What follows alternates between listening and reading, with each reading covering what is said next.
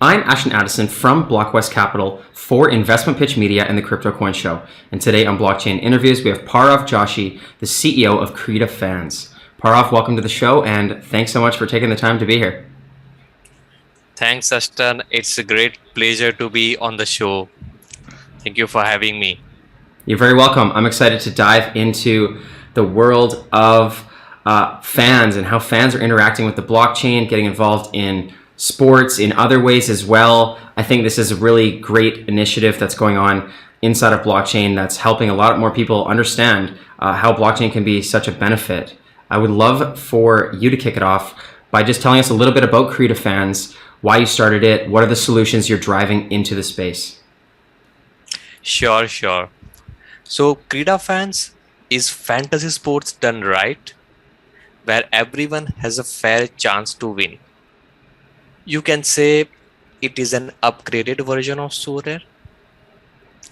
What we are driving via Krita Fans and why the Krita Fans started in the first place. So the inception of idea has come in the month of February, March, where we were thinking on with the available technology of blockchain and NFT, like blockchain plus NFT, can we do something that makes a difference rather than just having a blockchain forcefully fitting into the solution? Can we do something that makes sense for the blockchain, that makes sense for the Web 2.0 fantasy sports experience? And that's where I love football, my co-founder love football. So that is where we started. Okay, football is a global sport, football or soccer for the US folks. So that soccer or football is a global sport. So why not to jump it? And because I know each and every detail on the ground and everything, so I can definitely share more on that, and my knowledge, I can use my knowledge. So Krita Fans started with the idea that, okay, let's have fantasy football or fantasy soccer platform on the blockchain. But that is actually a very close vision. If you see only you, your users, and your platform, how can you make it 100x? So I talk with the folks like you and other intelligent folks on this is my vision. What do you think? How can we make it better? So this interaction led us, because Web 3.0 is more about collaboration than competition. So these folks, I am discussing with them, and that led to our 100x vision. So there is a saying, at a scale, a game becomes a platform. So, and that actually Electric Capital owner Avichal Garg told me in one of his email conversation that you can think on that part. So that is where our vision dots are connected. DraftKings and FanDuel are one of the most used platforms in US for fantasy sports. But if you have to go from FanDuel to DraftKings, can you take your cards with you? Can you take your all reputation with you? Unfortunately, no. And that's what we are trying to, that is what long-term vision of Krita Fans. We are going to, with Krita Fans, we are going to create a platform where backend or the base will be provided by us. Any Web 2.0 developer can come and build Web 3.0 fantasy sports platform using our API.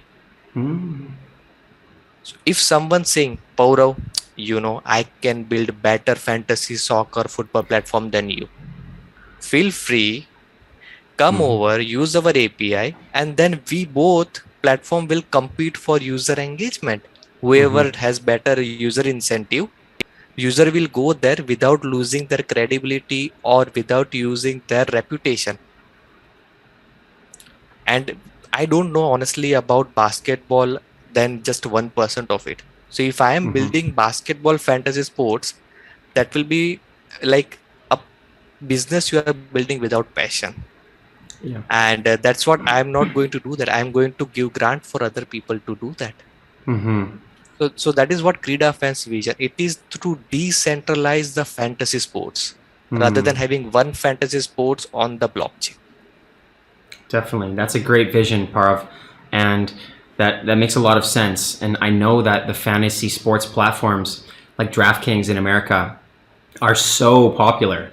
And as you mentioned there, if you want to move to another platform or say you move to another country and you want to do different sports or a different platform, you can't take anything. It's all owned by DraftKings, and you're really building an equity inside of something that when you walk away, it's gone, right? So I'm guessing that's part of the core vision is with the NFTs probably is like owning whatever you have in the platform, whatever you've worked on, you actually get to own that, and you can transfer that to some other form of value in the future.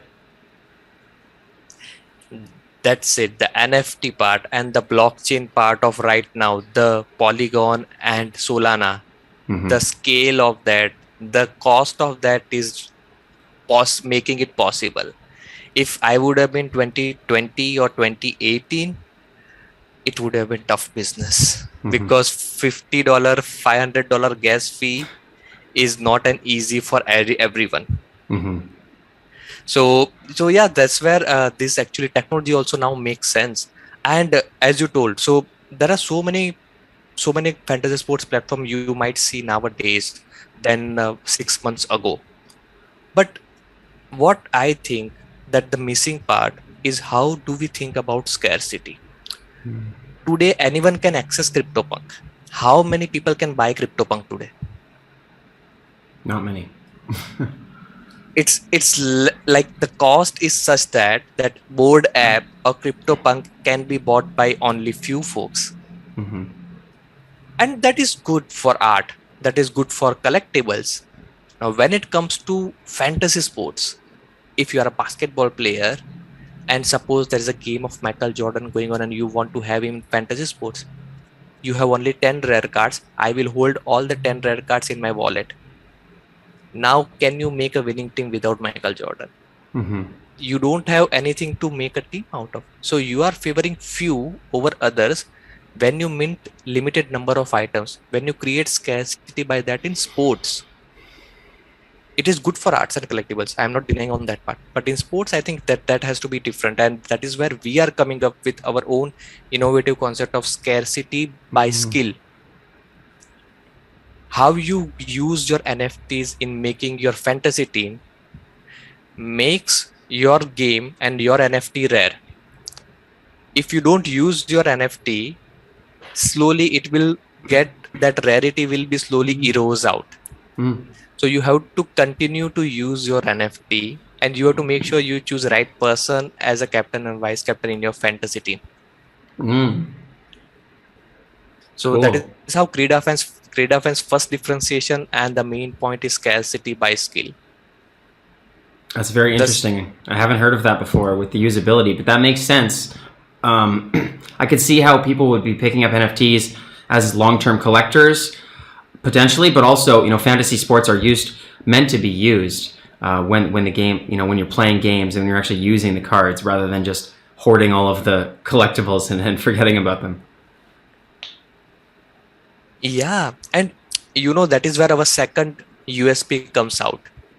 So once, suppose at the end of the season, you have 50, 60 cards. What will you do with it? It is just like old cards, and new season comes, people start with the new cards. Then, okay, what will happen to the old cards?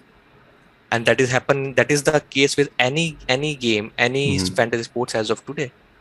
So what you do, I get this inspiration from my childhood. So you might have different cards, but we had a WWE cards in my childhood. So there are like player name and player photo, and then there are player attributes. So it was just having fun to playing that card games with my friends, because that has so many attributes, player statistics, like what is height, weight, bicep, tricep, chest. So if you have a guy with the highest weight, if you have a guy with highest height, you can still play the game. And that is what we set out to do. Our each NFT is detail rich NFTs. It is just not player name, country, club, season, that's it. No, it has details, metadata, which update after every game. So this is like programmable NFT. Number of minutes player played, number of cards collected, yellow or red, what is their Krida rank based on how they perform. So there are so many properties which are going to change after every match. So we are trying first ever programmable NFT on Solana that is changing after every match. And how that helps, You have 50, 60 NFT at the end of the season. What do? You don't have every time you have to just incentive. You can have a fun also. Have fun, play card games with your friends. So all these NFTs are on blockchain, right? Mm-hmm.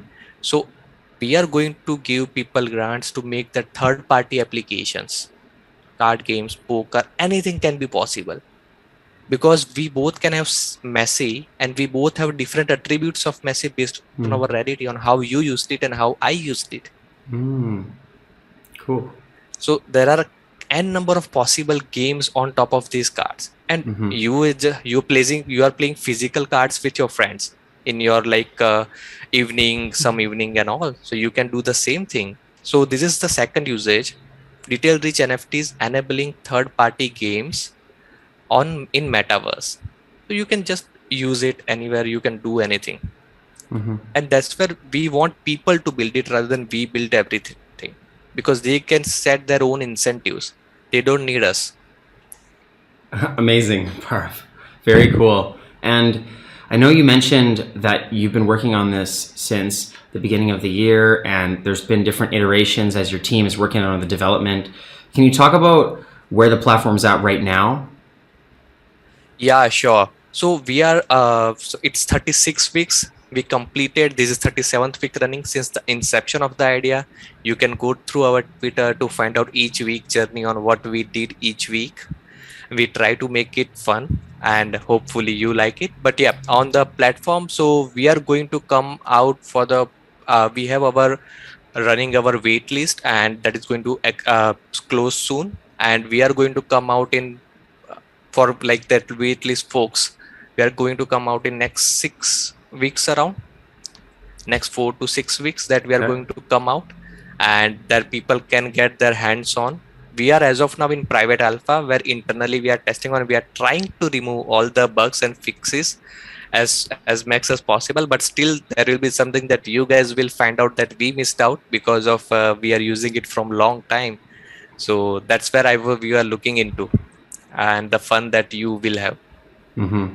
That's great. And you mentioned at the beginning about how this is perfect timing, because before, the transaction fees on Ethereum wouldn't support fantasy sports for smaller transactions, but with Solana you're able to do that. Maybe you can talk a little bit about the Solana ecosystem, why it makes Krita fans such a great platform to build on top of. Oh yeah, definitely. So Solana ecosystem, when we started, was a little small because we started, as I told, 36 weeks ago. So at that time, people are still trying to make, and the ecosystem is growing. So what that helped, and that is now I can see that is growing, is founder is helping another founders. People are very collaborative. People are helping each other. So it is more of a collaborative community. That is first thing. Second, as because Solana is fast and it is cheap, both fast, cheap, and it is like composable. So how that help? So because of fast, we don't have to worry if someone is pressing on the last second of the match to submit their team. We don't have to worry about anything that 10 minutes it will take because the network is congested in Ethereum. We don't have to concern about that. And also because it is cheap. So it is cheap for people also, it is cheap for us also. And how that helps, so we will give away more rewards easily rather than taking something back, because actually we have to sustain ourselves. So like Krita is going to be sustainable business to start with. We are not in the business of like, okay, give all the rewards in the first 6 months and then your treasury is empty, and then okay, what are you going to do? So that is where Solana helps us in making sure that you are cheap, you are fast, your finality is there, and yes, you can build composable things. So that is where Solana's new addition comes in. And nowadays there are so many open source, there are so many codes, people are open sourcing things. That is helping a lot in making the new initiatives. Very cool. And I'm curious on the depth of when you're inside the platform, you can have NFTs, you can have players, you can have different kind of NFTs. Is it also in a way like a prediction market where you're betting on specific things, or what are the limitations in what you can do inside of Krita Fence? Oh yes, so you can't bet in Krita Fence. So how will you do? Our innovation is within fantasy sports. How will you choose your NFT in your fantasy team? Which position you will choose? Whom you will choose captain and vice captain? That will define rarity of your NFT. So our innovation is within fantasy sports. Now you make a team and you bet who is going to win. We don't do that because that's not what we are set out to do. Our vision is getting revenue and getting people benefit of playing fantasy sports. That is the main thing, because fantasy sports has not been innovated from last 5 to 6 years. All are playing the same way. When I say all, so either you in web 3.0, what I see, people says you hold some NFT. If player plays something, you still make a team via web 2.0 way. If player scores the highest goal, you will get some rewards. So you hold NFT as just like as an outsider, periphery of fantasy sports, not within fantasy sports. And like Sorare is doing great job making people aware about NFTs and all on Ethereum platform in Starkware. But there is also, they have to make a 5-player team. So I would not say that as a fantasy sports web 2.0 experience. We want to make sure that people have the same experience. They don't have to learn something new, but at the same time, they get something new. Like 90% I know, 10% I need to learn. That is good. 90% I need to learn, 10% I know. I will give out. Sorry. I love it. And okay, well, I'm excited to. You mentioned that the people on the wait list will be getting part of the open beta, and eventually later by the end of this year here, the end of the year is coming up quickly. We'll be able to experience more about Krita Fans. And I know alongside that, I believe there's a Krita token that's also coming in on Solana that's going to be interoperable within the platform. Can you talk about the functionalities of the token and how that works within Krita? Yeah, definitely. So we thought a lot on why we need a token in the first place. Can you just work without token? And there comes that, okay, you want to make sure as your platform grows, the ethos of Web3 is your user getting benefit out of it, not like Web 2.0. Like I need to hold DraftKings share to get benefit. If DraftKings is not registered, honestly, I'm not getting benefit, although I'm spending $1,000 every day. So that is where we want to change. How we want to change is the Krita tokens utility is going to be, the features are going to unlock as the number of tokens you have in your place. So suppose you have 10 tokens, 20 tokens in your wallet.